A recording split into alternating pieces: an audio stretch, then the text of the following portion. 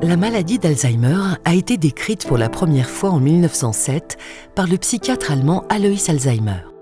En réalisant l'étude histopathologique du cerveau de sa patiente, nommée Auguste D., qui était atteinte de démence, il mit en évidence la présence de deux types de lésions dans le cerveau, les plaques séniles et les dégénérescences neurofibrillaires.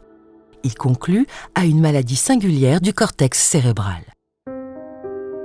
100 ans après, grâce aux techniques scientifiques actuelles, la recherche a fait un bond dans la compréhension de la maladie.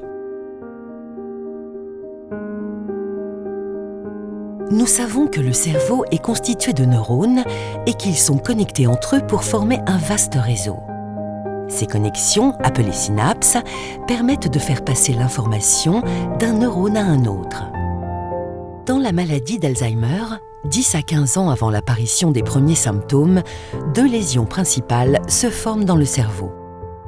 Les plaques séniles, constituées de la protéine bêta-amyloïde, et les dégénérescences neurofibrillaires, constituées de la protéine tau.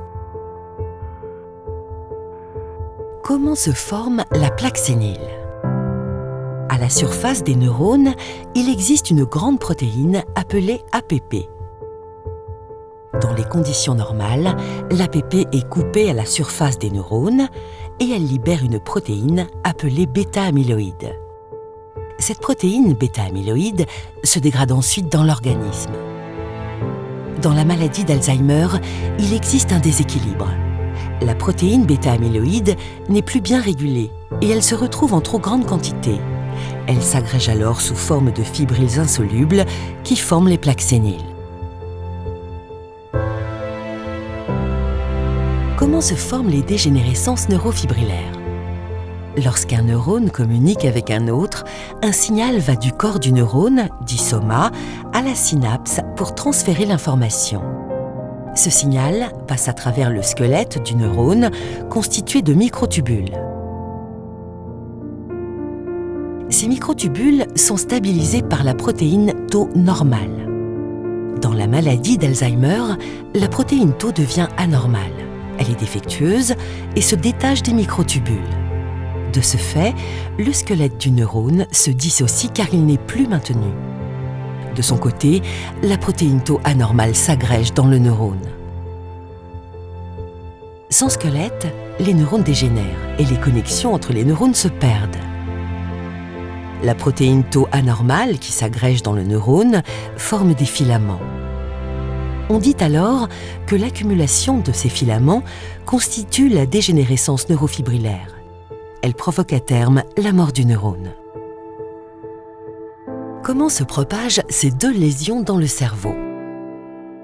Les dégénérescences neurofibrillaires et les plaques séniles ne suivent pas le même chemin dans le cerveau au cours du temps.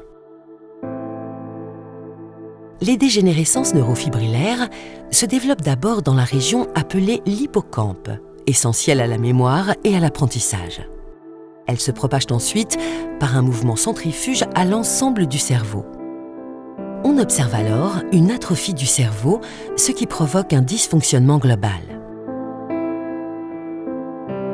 La progression de ces lésions correspond aux symptômes de la maladie qui débutent par les troubles de la mémoire, puis des troubles du langage, de reconnaissance et l'incapacité à exécuter des gestes.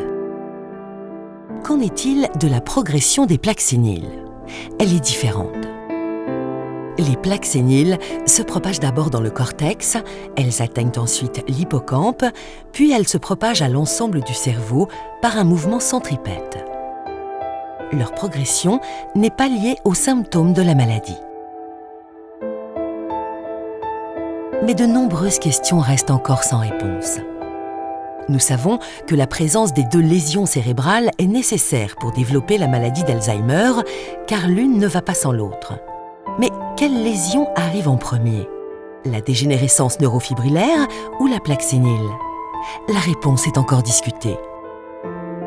Plusieurs essais cliniques censés nettoyer le cerveau de ces plaques séniles ont échoué. En effet, cela ne suffit pas à éradiquer la maladie d'Alzheimer. On pense maintenant que bien avant la formation des plaques séniles, des petites formes de bêta-amyloïdes, appelées oligomères, seraient toxiques pour les neurones en perturbant leur communication au niveau des synapses. Ces oligomères toxiques et leur accumulation dans les plaques séniles seraient alors à l'origine des dégénérescences neurofibrillaires, elles-mêmes responsables des symptômes. Mais le lien entre la protéine bêta-amyloïde et la protéine Tau est encore mal compris.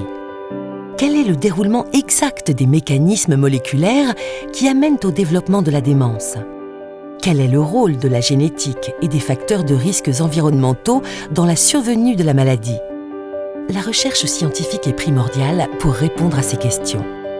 Grâce aux chercheurs, on connaît de mieux en mieux la maladie d'Alzheimer dans sa complexité et de nouvelles voies permettent d'entrevoir des espoirs concrets pour éradiquer cette maladie dévastatrice.